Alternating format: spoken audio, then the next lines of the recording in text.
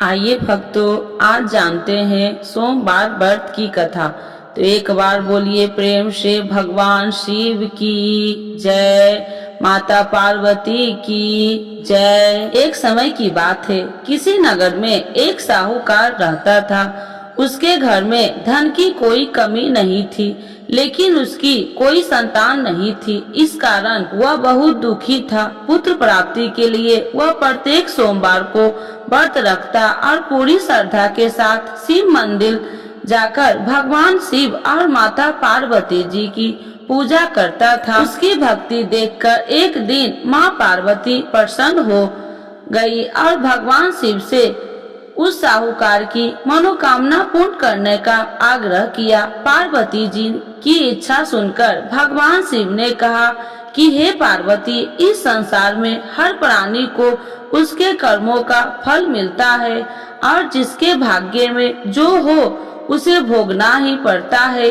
लेकिन पार्वती जी ने साहूकार की भक्ति का मान रखने के लिए उसकी मनोकामना पूर्ण करने की इच्छा जताई। माता पार्वती के आग्रह पर शिव जी ने साहूकार को पुत्र प्राप्ति का वरदान तो दिया, लेकिन साथ ही यह भी कहा कि उसके बालक की आयु केवल 12 वर्ष होगी।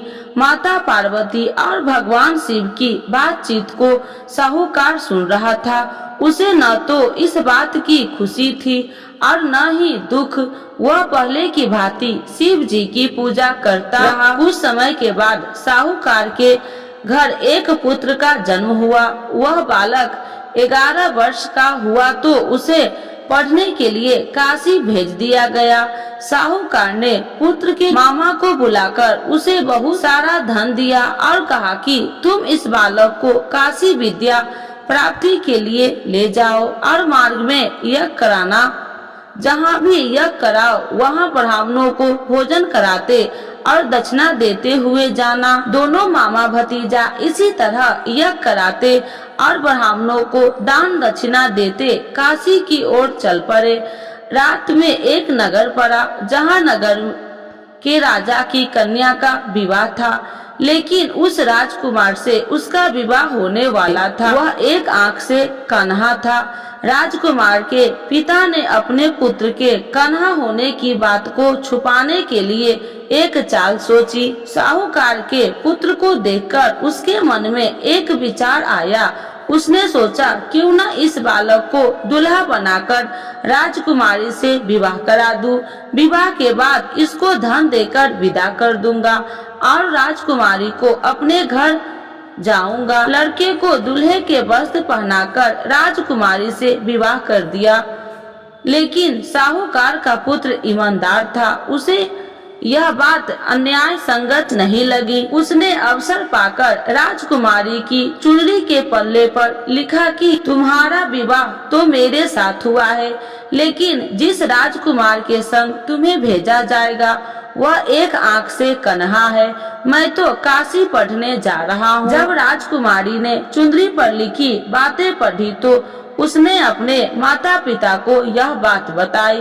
राजा ने अपनी पुत्री को विदा नहीं किया, जिससे बारात वापस चली गई। दूसरी ओर साहूकार का लड़का और उसका मामा काशी पहुँचे और वहाँ जाकर उन्होंने यज्ञ किया। जिस दिन लड़के की आयु 12 साल की हुई उसी दिन यज्ञ रखा गया। लड़के ने अपने मामा से कहा कि मेरी तबीयत कुछ ठीक नहीं है। मामा ने कहा तू अंदर जाकर सो जाओ। शिव जी के वरदान अनुसार कुछ ही देर में उस लड़के के प्राण निकल गए। मृत भांजे को देख उसके मामा ने विलाप शुरू किया। संयोगवश उसी समय शिव जी और माता पार्वती उधर से जा रहे थे। पार्वती भगवान से कहा स्वामी, मुझे इसके रोने के स्वर सहन नहीं हो रहा।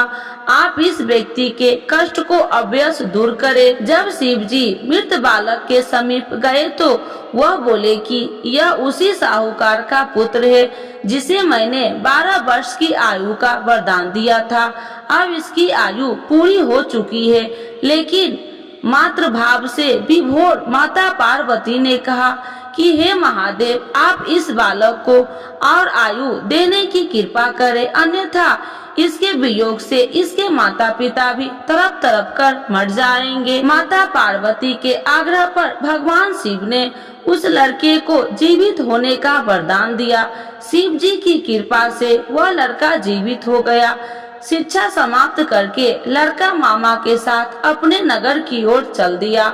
दोनों चलते हुए उसी नगर में पहुंचा जहां उसका विवाह हुआ था। उस नगर में भी उन्होंने यज्ञ का आयोजन किया। उस लड़के के ससुर ने उसे पहचान लिया और महल में ले जाकर उसकी खातिरदारी की और अपनी पुत्री को विदा किया। इधर साहूकार और उसकी पत्नी भूखे प्यासे रहकर बेटे की प्रतीक्षा कर रहे थे। उन्होंने प्रण कर रखा था कि यदि उन्हें अपने बेटे की मृत्यु का समाचार मिला तो वह भी प्राण त्याग देंगे, परंतु अपने बेटे की जीवित होने का समाचार पाकर वह बेहद प्रसन्न हुई। उसी रात भगवान शिव ने व्यापारी के स्वप्न में आकर कहा, हे श्रेष्ठ, मैंने तेरे सोमवार के व्रत करने और व्रत कथा सुनने से प्रसन्न होकर तेरे पुत्र की लंबी आयु प्रदान की है। इसी प्रकार जो कोई सोमवार व्रत करता है या कथा सुनता है और पढ़ता है, उसके सभी दुख दूर होते हैं और समस्त मनोकामनाएं पूर्ण होते हैं। तो एक बार बोलिए प्रेम से शिव जी की जय, माता पार्वती की जय। आरती शिव जी की। ओम जय शिव ओमकारा, स्वामी जय शिव ओमकारा, ब्रह्मा विष्णु सदा शिव अर्धांगी धारा। ओम जय शिव ओमकारा, एकानन चतुरानन पंचानन राजे, स्वामी पंचानन राजे, हंसासन गरुड़ासन विश्वाहन साजे। ओम जय शिव ओमकारा, दो भुज चार चतुर्भुज, दस भुज अति सोहे, स्वामी दस भुज अति सोहे, त्रिगुण रूपिणी रखिते, तिरुबनि जन मोहे। ओम जय शिव ओमकारा, अच्छी माला बनि माला, मुंडी माला धारी, स्वामी मुंडी माला धारी, त्रिपुरारी कंसारी, करिमाला धारी। ओम जय शिव ओमकारा, श्वेतांबर पीतांबर बाघांबर अंगे, स्वामी बाघांबर अंगे, सनिकादिक गरुणादिक भूतादिक संगे। ओम जय शिव ओमकारा, करके मध्य कमंडल चक्र त्रिशूल धारी, स्वामी चक्र त्रिशूल धारी, सुखकारी दुखिहारी, जग पालनकारी। ओम जय शिव ओमकारा, ब्रह्मा विष्णु सदा शिव जानति अविवेका, स्वामी जानति अविवेका, मधु कैटभ दो मारे, सुर भयहीन करे।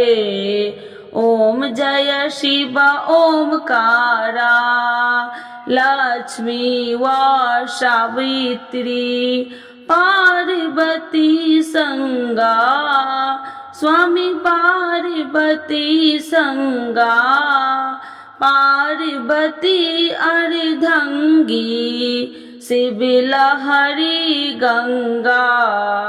ओम जय शिव ओमकारा।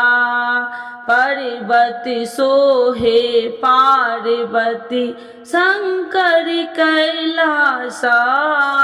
स्वामी शंकर कैलासा। भांग धतूर का भोजन भस्मी में बसा।